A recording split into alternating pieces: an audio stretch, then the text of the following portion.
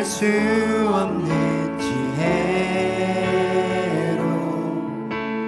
모든 만물 창조하셨네. 모든 나라와 모든 보좌 이 세상 모든 경이로움보다 이 세상 모든 값진 보물보다 더욱 귀하신 나의 주님. 십자가 고통 당하사 버림받고 외면당하셨네. 짓밟힌 장미꽃처럼 나를 위해 죽으셨네. 다시 한번 고백합니다. 모든 능력과 모든 권세 모든 것 위에 뛰어나신 주님. 세상이 측량할 수 없는 지혜로 모든 만물 창조하셨네. 모든 나라와 모든 보좌 이 세상 모든 경이로움보다 이 세상 모든 값진 보물보다 더욱 귀하신 나의 주님. 십자가 고통 당하사 버림받고 외면당하셨네. 짓밟힌 장미꽃처럼 나를 위해 죽으셨네. 나의 십자가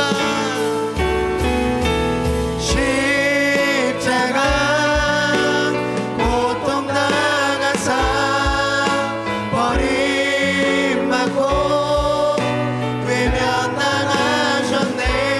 짓밟힌 장미꽃처럼 나를 위해 죽으셨네. 나의 주. 이 시간 우리 교회 공동기도 제목으로 함께 기도합니다.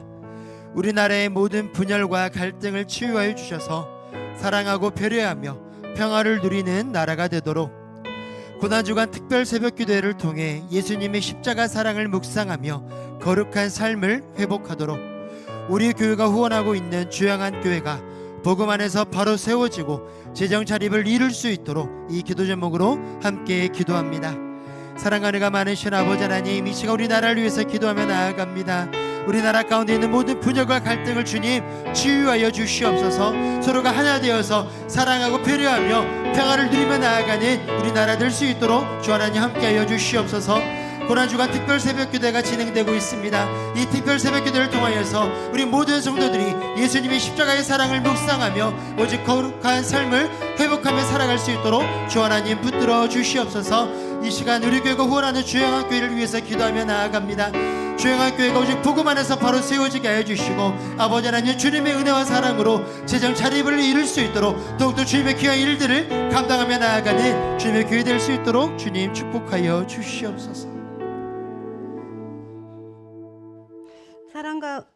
사랑과 은혜가 풍성하신 하나님 아버지, 감사와 찬양을 드립니다. 우리의 건강을 지켜주시고 영육간의 강건함을 허락하시니 감사합니다. 우리의 목자 되시어 날마다 생명을 먹이시며 매일의 삶 가운데에서 하나님을 알아가게 하시니 감사드립니다. 주님, 우리는 주님의 뜻을 따르기보다는 우리의 욕심과 이기적인 마음 때문에 말씀에 순종하지 못했음을 고백합니다. 용서하여 주옵소서. 하나님 아버지, 우리의 연약함과 부족함을 돌아보며 겸손한 마음으로 주님께 나아갑니다.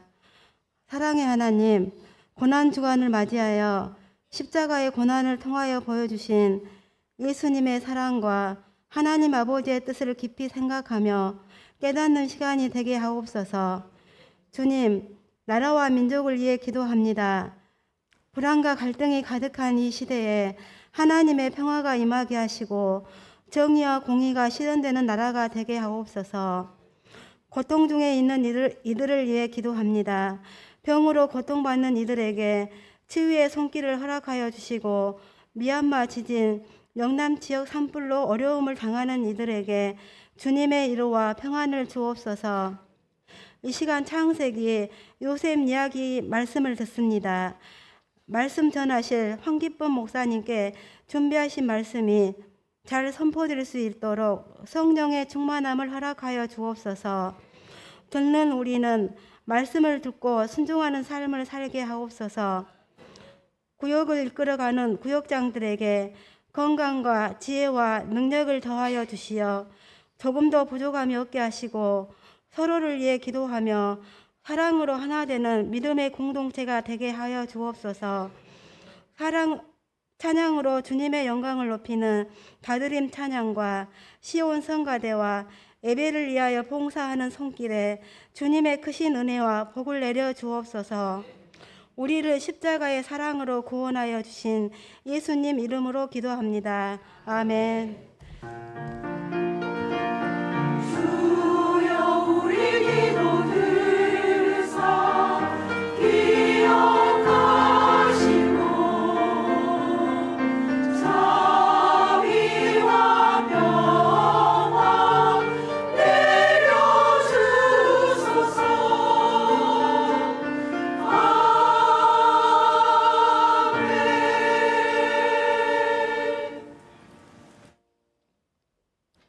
오늘 하나님께서 우리에게 주신 말씀은 창세기 39장 2절에서 3절 말씀입니다.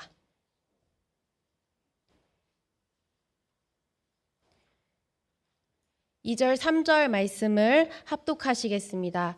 여호와께서 요셉과 함께 하심으로 그가 형통한 자가 되어 그의 주인 애굽 사람의 집에 있으니 그의 주인이 여호와께서 그와 함께 하심을 보며 또 여호와께서 그의 범사에 형통하게 하심을 보았더라. 아멘.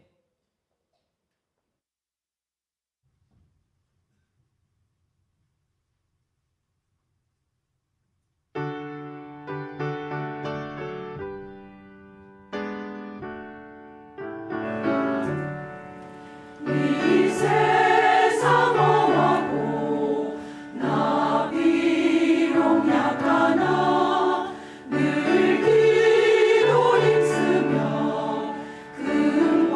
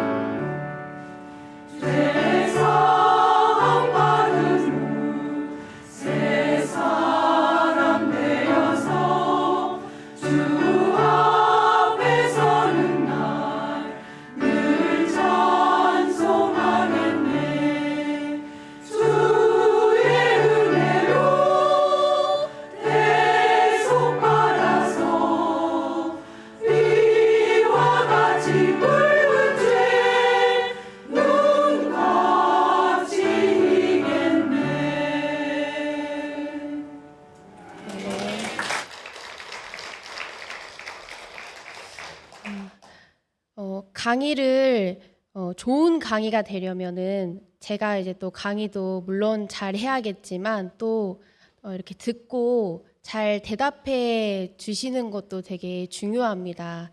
그래서 제가 강의하기 전에 저의 강의를 잘 도와주실 세 분을 제가 생각하게 됐는데요.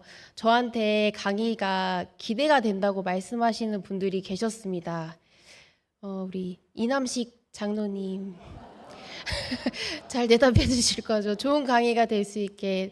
또 한 분은 정희 장로님, 네. 그리고 마지막 한 분은 김선수 장로님이십니다. 그래서 세 분이서 네.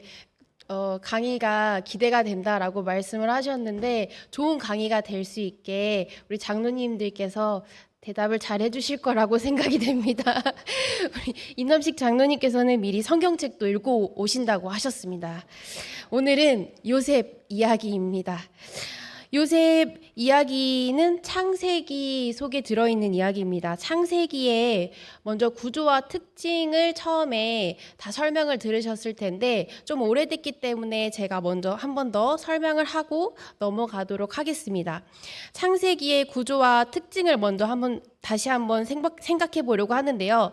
저희가 창세기를 읽을 때 기억해야 될 점이 있습니다. 바로 창세기가 따로 이렇게 떨어져 있는 이야기의 모음집이 아니라 하나님이 세상을 구원해 가시는 하나의 큰 이야기라는 점입니다.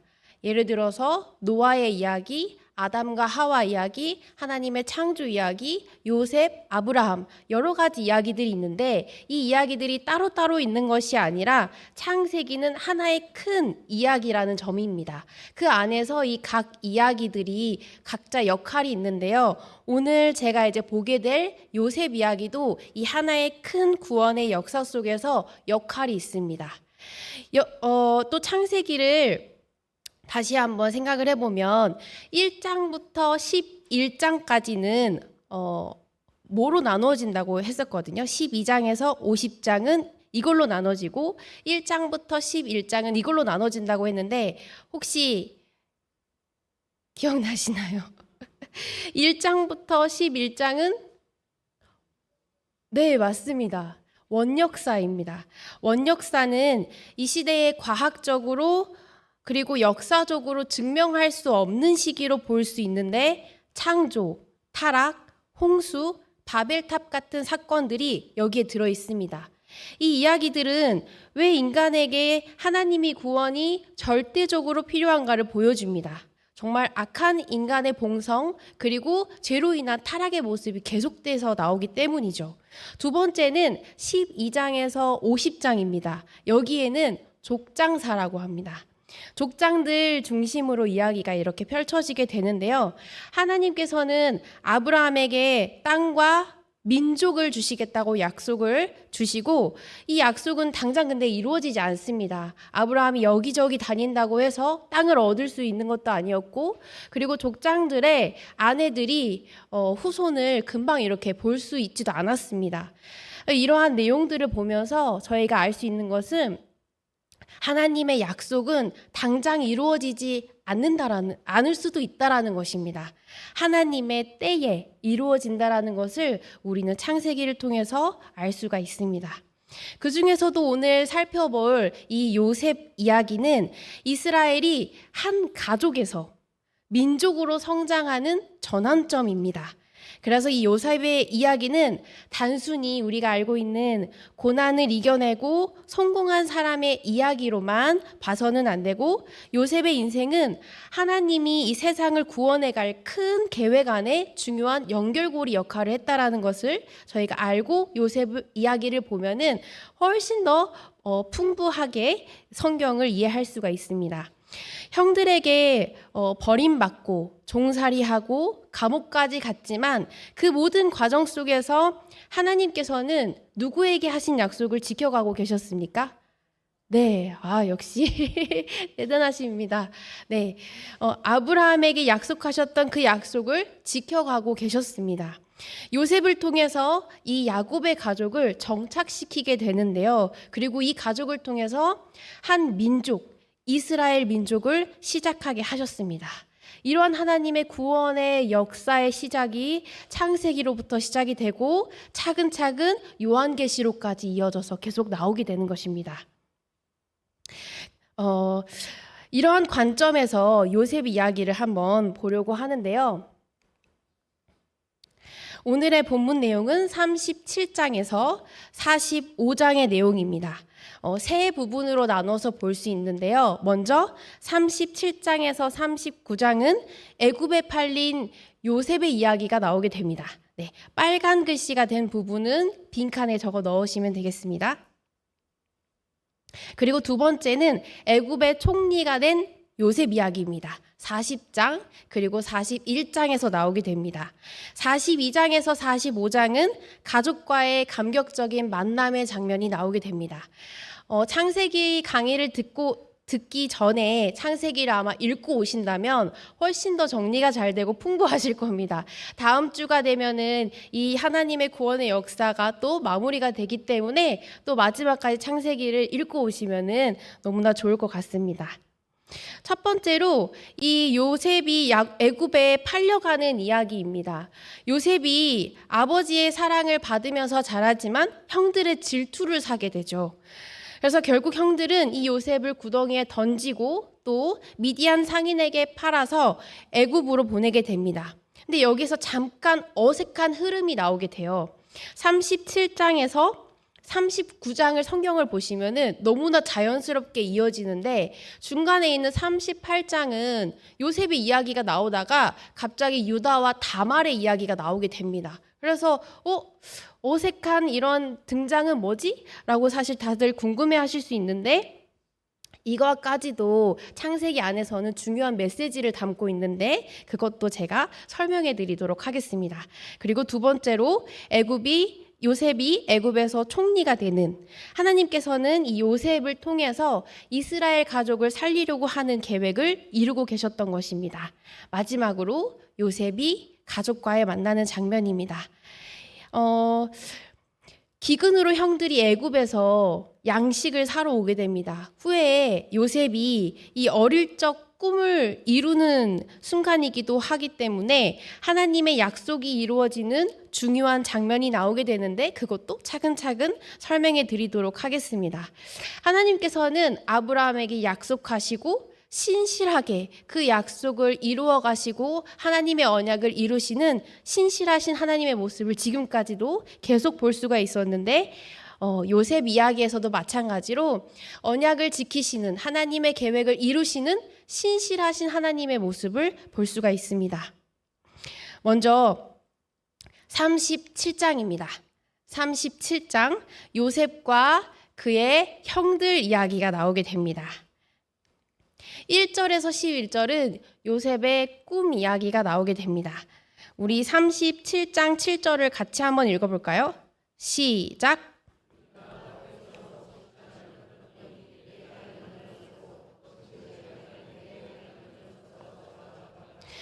네, 요셉의 이야기 시작은 37장을 보시면 가족 간의 갈등으로 시작이 됩니다. 요셉은 야곱의 11번째 아들이고 라헬의 장자였습니다. 야곱은 이 요셉을 특별히 사랑했습니다. 그 사랑의 표현이 바로 형들과는 다른 채색옷이었습니다. 야곱의 편애가 모두에게 공감되는 것은 아니지만 솔직히 이해는 됩니다. 제가 새벽에 이번 특별 새벽 기도회 때 예배실에 정말 사람이 가득 차게 되는데요. 저는 가득 차 있어도 가장 먼저 저희 부서 아이들을 찾게 됩니다. 네, 오늘도 왔더라고요. 자녀가 있으신 분들은 공감하실 거예요. 많은 사람들이 있어도 내 자녀는 단번에 보이게 되니까요. 그런데 오늘 포인트는 이 야곱의 편애가 아닙니다. 이런 편애의 상황조차도 사용하셔서 신실하신 하나님께서 약속하신 그 언약을 이루어 가신다는 데에 초점을 맞춰야 하는 것입니다. 형들의 마음을 더 상하게 한 거는 아까 방금 읽으셨던 이 내용이었습니다. 요셉의 꿈 이야기입니다. 요셉은 자신이 형들보다 높아질 꿈을 2번이나 꾸게 됩니다. 그리고 그거를 형들에게 직접 말하는 장면입니다.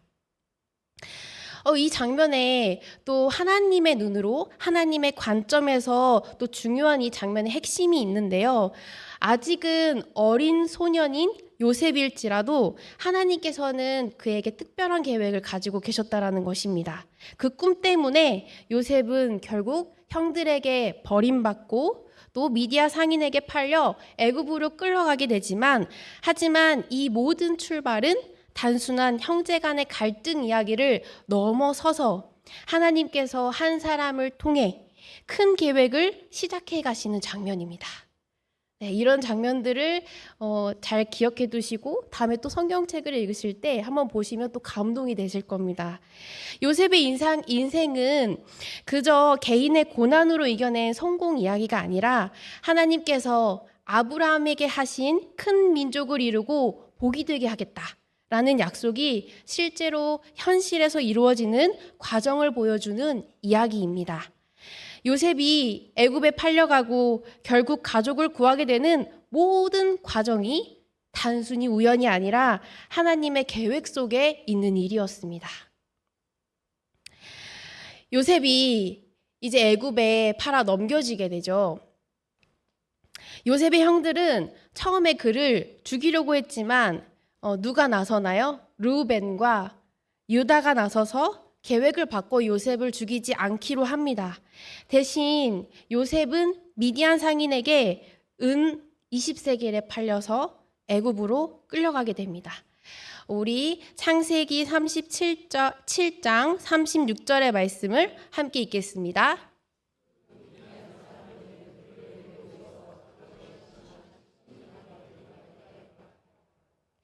네, 이 사건들을 보면은 사실 이 형들의 모습도 야곱의 모습도 도덕적으로, 윤리적으로, 인간적으로 봤을 때 사실 이해되지 않는 부분들이 너무나 많이 있는데, 우리가 그런 데에 포인트를 갖는 것이 아니라 오늘 성경을 볼 때에는 이 중요한 포인트는 하나님의 섭리입니다. 모든 상황들을 다 하나님의 섭리 가운데 하나님께서 하나님의 언약을 이루어 가시는 모습들을 보는 것입니다. 형들의 악한 의도와 질투로 이 요셉을 팔았지만 하나님은 그 과정을 통해서 요셉을 애굽으로 보내셨습니다. 이 사건이 나중에 어떻게 되냐면 이스라엘 백성이 애굽으로 거주하게 되는 계기가 되면서 이스라엘 민족이 만들어지는 출발점이 됩니다. 나중에 야곱의 가족들이 다 오게 되잖아요. 요셉이 있는 대로. 그러면서 이스라엘 민족이 시작되는 것입니다. 이렇게 요셉이 애굽으로 가는 사건은 단순히 형들의 악행이 아니라 하나님의 구속사의 큰 계획을 이루는 첫걸음이었습니다. 다음은 아까 그 문제의 38장 유다와 다말입니다. 저희가 앞서 본 이 37장 마지막 절을 한번 읽어보시겠어요? 마지막 절. 37장 성경책 혹시 있으신 분들이 읽어주시면 감사하겠습니다. 시작.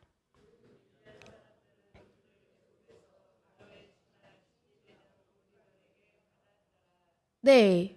보디발에게 이제 팔게 되고 보디발 집에서 이제 생활할 장면들이 나와야 되잖아요. 39장 1절을 한번 펴서 읽어보시겠습니다. 39장 1절 시작.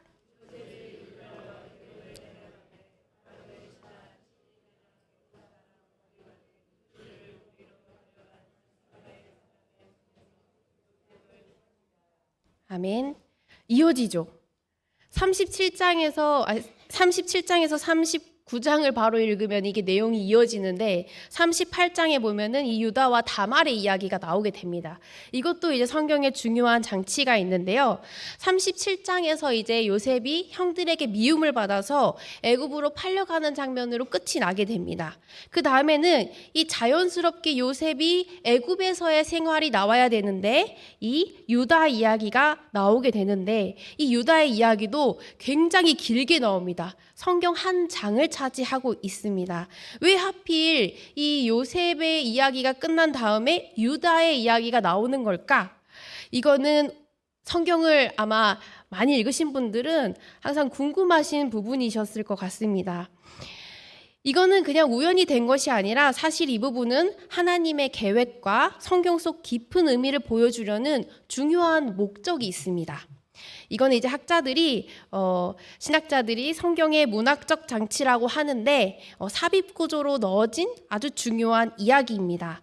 하나님의 구속 계획을 깊이 이해시키기 위한 중요한 부분인데, 하나님은 요셉을 통해서 이스라엘 백성들을 구원하시고 그리고 유다를 통해서 메시아의 계보를 이어가고 있음을 보여주기 위한 것입니다. 메시아의 계보는 유다로 이어지게 되잖아요. 그래서 그 유다의 계보가 이 요셉의 이야기가 있는 이 하나님의 구속사의 역사 가운데서 같이 동시에 일어나고 있는 것입니다. 유다는 다윗 왕과 예수님의 계보를 이어가는 중요한 역할을 하고, 하나님의 언약은 인간의 실수 속에서도 반드시 이루어진다라는 메시지를 전달하고 있습니다. 하나님의 구속 계획은 요셉과 유다의 역할을 통해 동시에 이루어지고 있는 것입니다. 요셉은 구원의 길을 여는 자로, 애굽에서 이스라엘 가족을 살리는 중요한 역할로, 유다는 메시아의 계보를 이어가는 자로 다윗 왕가와 예수 그리스도와 연결이 됩니다. 이 두 이야기는 하나님의 구속사가 이루어지는 중요한 연결고리가 됩니다. 그래서 꼭 필요한 부분입니다. 즉, 이 요셉 이야기 중간에 유다 이야기를 넣은 것은 하나님의 구원의 계획이 다양한 사람들을 통해서 동시에 진행되고 있다는 것, 그리고 하나님의 언약은 인간의 실수 속에서도 반드시 이루어진다는 것을 보여주는 장면입니다. 유다는 38장의 내용을 보면, 유다는 요셉이 팔린 후 가나안 사람과 결혼하여서 세 아들을 낳습니다. 그런데 첫째 아들 엘은 하나님이 보시기에 악해서 죽고, 둘째 아들 오나는 형수인 다말과의 관계를 거부하여 또 죽게 됩니다. 이 이야기는 가정사의 문제가 아니라 하나님의 언약 계보가 끊어질 위기에 처한 상황을 보여줍니다. 유다의 자손에서 나와야 하는데, 당시 결혼법에 따라서 형수가 자식 없이 남게 되면은 형수는 형제와 결혼해서 후손을 이어가야 했습니다. 그런데 이 법이 지켜지지 않아서 다말은 자식을 낳지 못하게 되었고, 하나님의 언약을 이을 후손이 끊어지는 상황이었습니다. 왜냐하면 유다가 셋째 아들인 셀라를 다말에게 주지 않아서 다말은 이제 기지를 발휘하게 됩니다. 창녀로 가장해서 유다와 동침합니다. 이 행동은 도덕적으로는 문제될 수 있지만 성경은 이를 하나님의 언약을 회복하기 위한 결단으로 보여줍니다. 다말은 하나님의 언약이 끊어지지 않도록 결단한 여인으로 이해해야 한다라는 것이죠. 이 장면은 하나님의 섭리 가운데서 이해해야 합니다. 하나님의 섭리가 인간의 불완전함 속에서도 계속 진행되고 있다라는 메시지를 담고 있는 것입니다. 결국 유다는 다말이 자신보다 더 의롭다고 고백하게 됩니다. 그리고 이 다말은 누구를 낳게 되나요? 베레스와 세라를 낳게 됩니다. 쌍둥이를 낳게 됩니다. 여기도 재밌는 이야기가 있는데, 베레스와 세라가 이제 쌍둥이가 나올 때 세라가 먼저 손을 내밀지만 누가 먼저 나오나요? 베레스가 먼저 나오게 됩니다. 이 사건은 하나님의 주권과 그리고 선택을 상징적으로 보여주고 있습니다. 더 중요한 것은 이렇게 먼저 나온 베레스가 다윗의 조상이 되고 메시아의 계보로 이어진다라는 점입니다. 메시아의 계보 핵심 고리로 연결되는 중요한 이야기입니다. 하나님의 모든 계획 가운데서, 하나님의 섭리 가운데서 먼저 태어날 아이가 뒤에서 태어날 아이가 먼저 나오게 되고, 그리고 그 계보를 잇게 되는 중요한 이야기들이 창세기에 실려 있습니다. 하나님은 유다의 잘못을 직접적으로 승인하거나 옳다고 말씀하진 않지만, 하나님은 그 잘못된 상황을 하나님의 큰 계획 안에서 사용하셔서 결국 예수님을 이 땅에 오도록 하십니다. 하나님은 모든 것을 뛰어넘어서 하나님의 약속을 그리고 구속사를 이루어 가시는 분이시라는 메시지를 이 창세기 38장에서는 담고 있습니다. 이제 39장으로 넘어가면 다시 요셉의 이야기가 나옵니다. 39장을 보면은 요셉은 어디에서나 정직하고 성실하게 살아가는 모습을 보는데요. 정직과 성실함 속에서도 많은 고난을 겪습니다. 창세기 39장에서 이러한 요셉에게 성경은 어떻게 말하고 있냐면 창세기 39장 2절입니다. 창세기 39장 2절을 함께 읽겠습니다. 여호와께서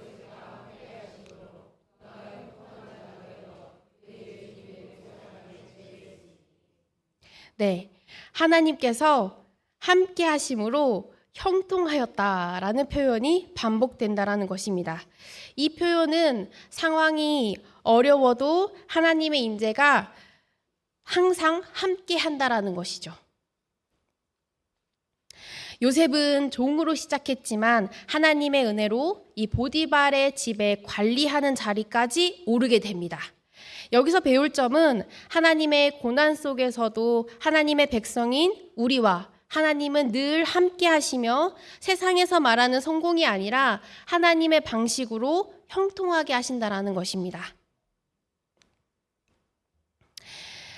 이제 요셉의 이야기에서 보디발의 아내의 욕을 뿌리친 요셉이 결국 거짓 모함을 받아서 감옥에 갇히게 됩니다.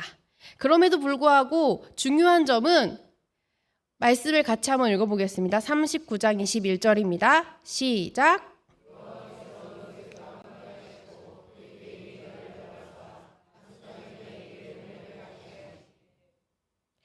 여호와께서 요셉과 함께 하심으로 형통하게 하셨다라고 말씀하십니다.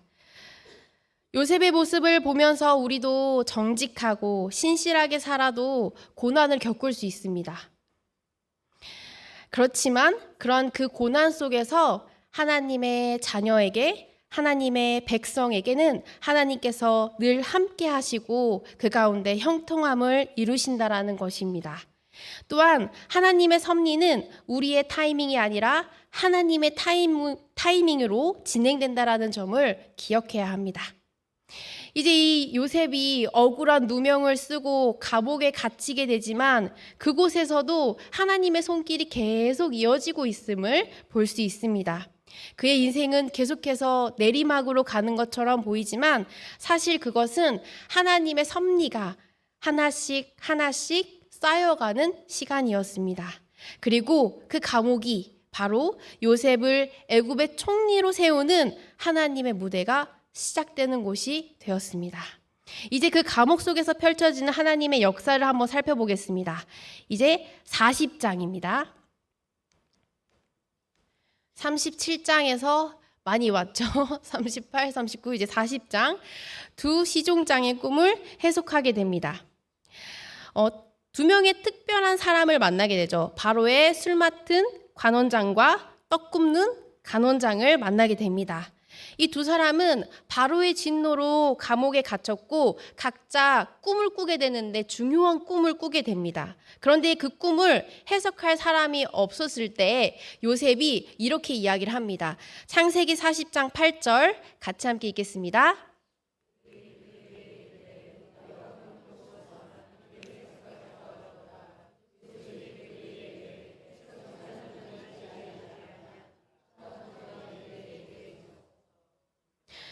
해석은 요셉이 이렇게 말합니다. 해석은 하나님께 있지 않습니까? 나에게 말해 보십시오. 요셉이 자신의 능력이나 감각에 의존하지 않고 그 감옥 가운데서도 꿈의 해석의 권한이 하나님께 있음을 고백했다라는 점이 중요합니다. 그는 억울하게 감옥에 갇혀 있지만 여전히 자신을 하나님의 도구로 인식하고 하나님께 맡겨진 일을 성실하게 하려는 모습을 보여주고 있습니다. 요셉의 삶은 우리에게 큰 메시지를 전달합니다. 바로 상황이 어려워도 하나님 맡기신 일을 성실하게 감당하는 사람이 결국 하나님께 쓰임받는다라는 것입니다. 우리 옆에 분들과 이렇게 한번 말해볼까요? 상황이 어려워도 하나님이 맡기신 일을 성실하게 감당하는 사람이 결국 하나님께 쓰임받는다는 것입니다. 네, 성실하게 감당하는 사람. 성실하게 감당하지만 불평과 불만이 있으면 어떻게 될까요? 하나님의 일을 할 때, 하나님의 사역할 때 불평 불만이 있으면 정말로 천국에 우리의 진짜 상금이 쌓이지 않겠죠. 저희가 성실하게 감당하며 감사와 기쁨으로 해야겠습니다. 그 다음에 이제 요셉이 꿈을 해석하게 되죠. 두 간원장의 꿈을 듣고 하나님께 받은 지혜로 꿈을 해석해 줍니다. 그리고 꿈은 요셉이 말한 대로 이루어지지만 술 맡은 간원장은 요셉을 기억하지 않고 잊어버립니다. 요셉은 여전히 감옥에 갇혀 있습니다. 하지만 이 부분에서 또 중요한 점은 하나님이 요셉을 잠시 멈추게 하셨다라는 것인데, 왜냐하면 사람의 생각과 사람의 계획과 그리고 하나님의 계획과 하나님의 시간은 다르게 하나님의 완벽한 때에 이루어지기 때문입니다. 이제 다음 장에서는 그 하나님의 완벽한 때가 열리는 순간을 만나게 됩니다. 이제 41장입니다. 애굽이 총리가 되게 되죠. 시간이 지나서 요셉이 감옥에 있은 지 2년 후에 바로가 꿈을 꾸게 됩니다. 우리 그 꿈을 같이 한번 읽어보겠습니다.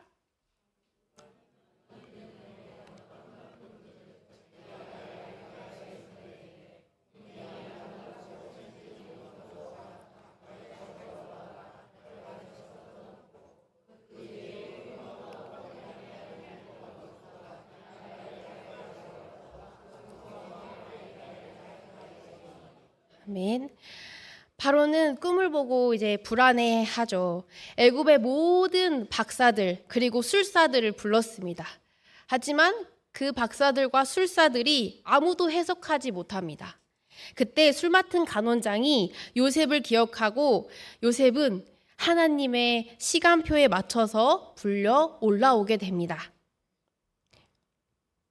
요셉이 바로 앞에 서자 먼저 자신이 꿈을 해석할 능력이 없다라고 이야기를 합니다. 우리 창세기 41장 16절을 같이 한번 읽겠습니다. 시작.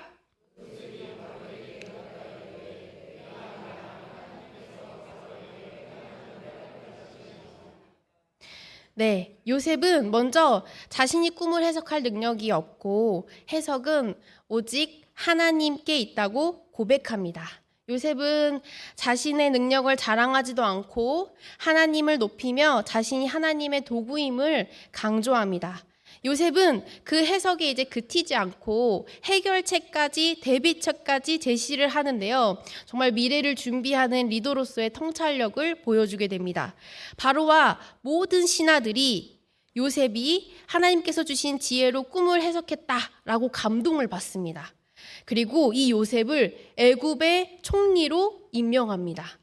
요셉은 어려울 때도 잘 될 때도 하나님을 믿고 신실하게 걸어왔습니다. 이제 그는 애굽을 구하기 위해 곡식을 저장하고 관리하는 중요한 역할을 맡으며 결국 자신의 가족과 이스라엘 민족을 구하는 도구가 되게 됩니다.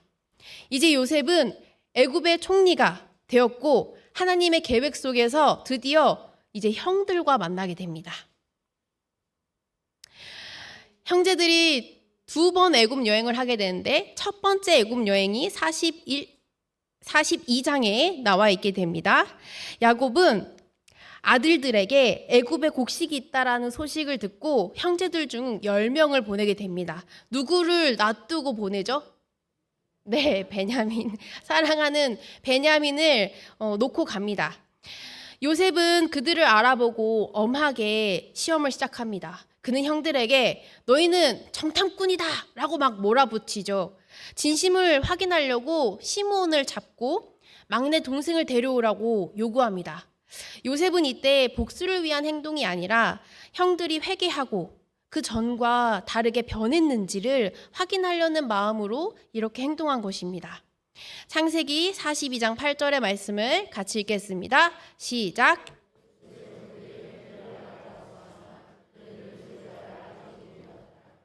네, 형들은 요셉을 알아보지 못합니다. 이제 형제들이 가나안으로 돌아가게 됩니다.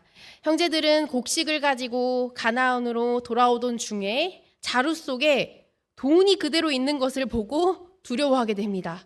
가나안에 도착해서 야곱에게 애굽에서 있었던 일을 전해주지만 야곱은 베냐민까지 보내는 것을 걱정하면서 거절합니다. 이 이야기는 흉년의 위기 속에서 하나님의 섭리를 신뢰할 것인지 고민하는 가족의 모습을 보여줍니다. 다음 장에서는 형제들이 다시 애굽을 가게 됩니다. 또 요셉의 시험이 있는데 이 시험을 통해서 하나님께서 이 가족을 회복시키시는 과정이 이어지게 됩니다. 형제들의 두 번째 애굽 여행 내용입니다. 형제들은 두 번째로 애굽을 가기 위해 이번에는 누구를 데려가야 했나요? 네, 베냐민을 데려가야 했습니다. 왜냐하면 요셉이 베냐민을 데려오지 않으면 양식을 주지 않겠다라고 이야기를 했기 때문이죠. 처음에는 아버지 야곱이 베냐민을 보내는 것을 매우 걱정했지만 유다가 간청합니다. 유다는 우리 전체 가족의 생명을 지키기 위한 것이라고 말하며 아버지에게 신뢰와 책임감을 보여주어 결국 야곱은 베냐민을 보내주게 됩니다. 형제들은 이제 두 번째로 애굽을 방문하게 됩니다. 형제들이 애굽에 도착한 후에 요셉과 만찬을 먹게 됩니다. 그런데 요셉은 형제들 중에서 누구에게만 더 음식을 주나요? 네, 베냐민에게 5배의 음식을 줍니다. 그 이유는 요셉이 형제들이 진심으로 변했는지 시험하려고 했기 때문인데요. 요셉은 형제들이 베냐민에게 시기하거나 혹은 질투하지 않고 마음이 바뀌었는지를 보고 싶었던 것입니다. 하지만 형제들은 이제 과거와는 달라졌습니다. 달리 시기하지 않고 요셉과 함께 즐거운 시간을 보냅니다. 요셉의 대접에 형제들은 서로 평등하게 대접받고 있다는 안도감을 느끼면서 마음속에 용서와 화해의 마음이 생기게 됩니다. 그런데 이제 무슨 일이 생기죠? 요셉은 형제들을 다시 시험하기로 결심합니다. 자신의 은잔을 누구의 자루에 넣어두었나요? 베냐민의 자루에 넣어둡니다. 창세기 44장 2절을 함께 읽겠습니다. 시작.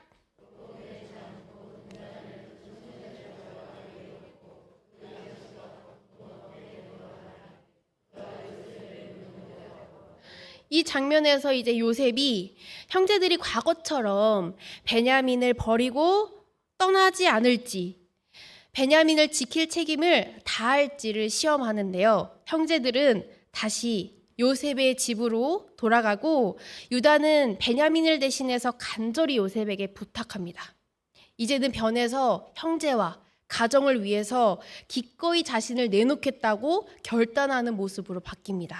이 장면은 형제들이 과거의 잘못을 인정하고 진심으로 변화된 모습을 보여주고 있습니다. 결국 요셉은 유다의 탄원을 듣고 그들의 진정성을 알게 되어서 결국 이제 형제들에게 자신의 정체를 밝히죠. 그리고 만나게 됩니다. 요셉이 마침내 자신을 드러내며 형제들과의 관계를 회복하는 장면입니다. 더 감격적인 만남이 있습니다. 이제 아버지를 만나죠. 요셉은 큰 소리로 자신이 요셉임을 고백하는데 그동안의 고난과 아픔 그리고 하나님의 섭리 속에서 이루어진 그 구속의 계획에 대한 감사의 마음을 표현합니다. 요셉이 얼마나 크게 울었는지 우리 창세기 45장 1절에서 2절 함께 읽겠습니다.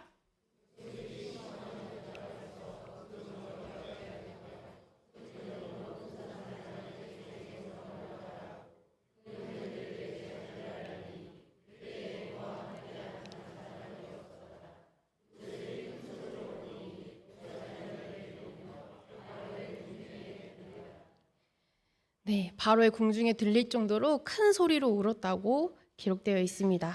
요셉은 형제들에게 자신을 용서할 뿐만 아니라 하나님께서 이 모든 일을 통해서 이루려고 했던 뜻을 이해하게 됩니다.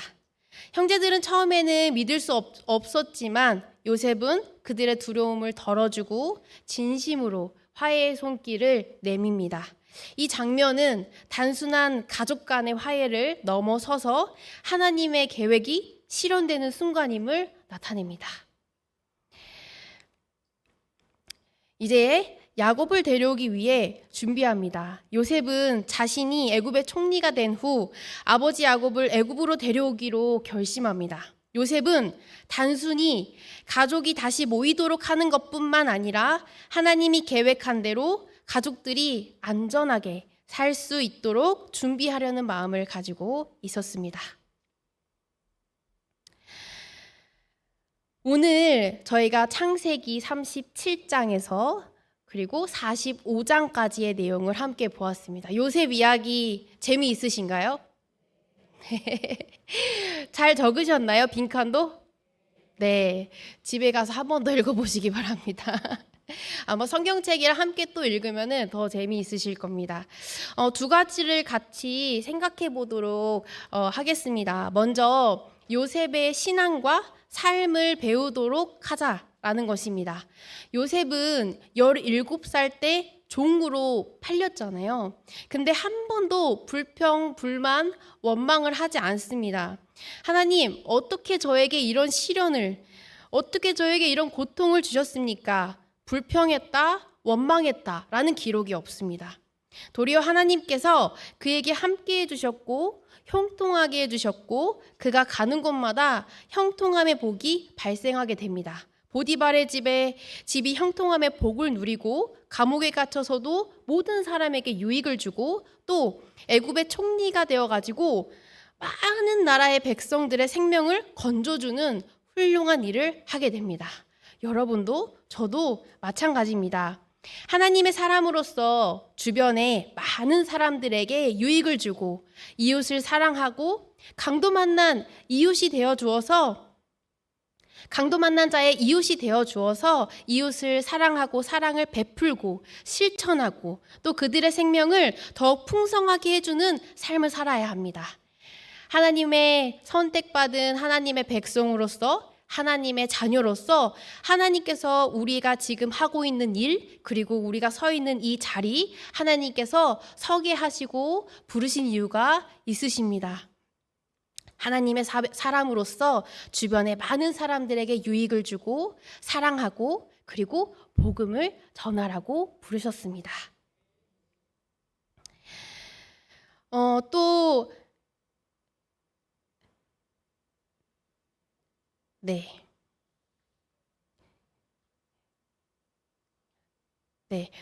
그리고 이제 요셉이 자신을 종으로 팔려고 했던 형들까지도 사랑하고 그리고 나중에 이렇게 말하잖아요. 하나님께서 많은 사람들의 목숨을 건지시기 위해 나를 이곳에 보내신 것입니다. 걱정하지 말라고 고백하고 있습니다.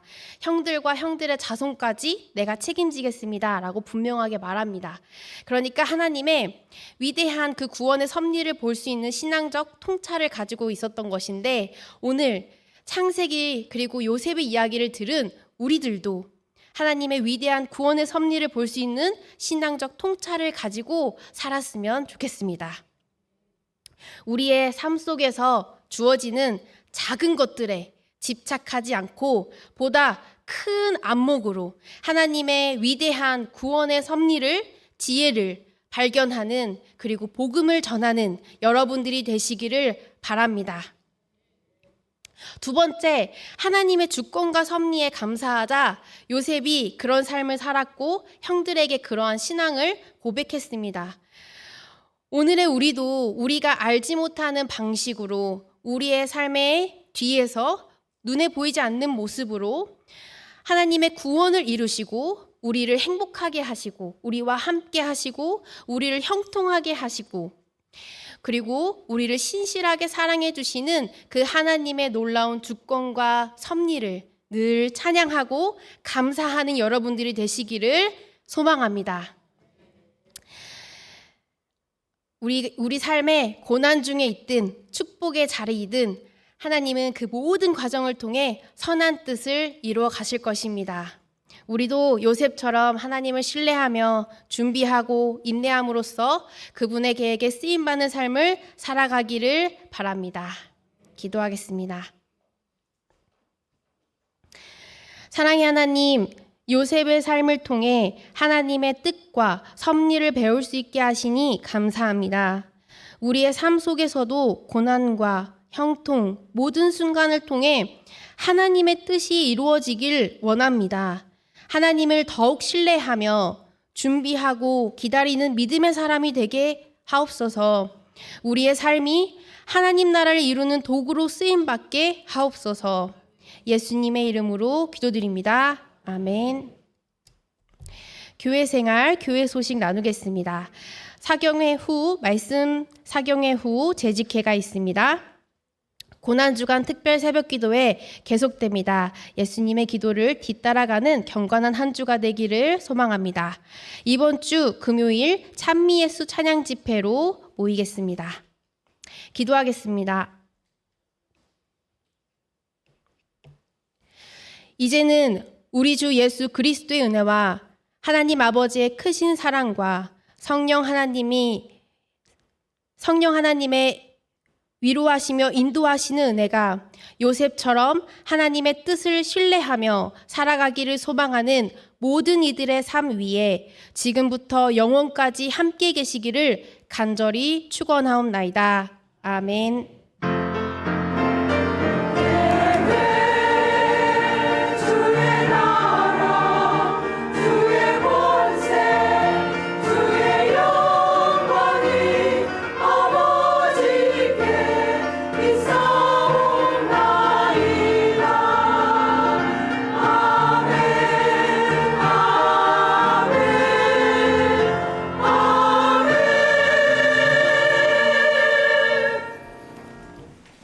찬송가 151장 1절과 3절 부르신 후에 재직회 시작하도록 하겠습니다.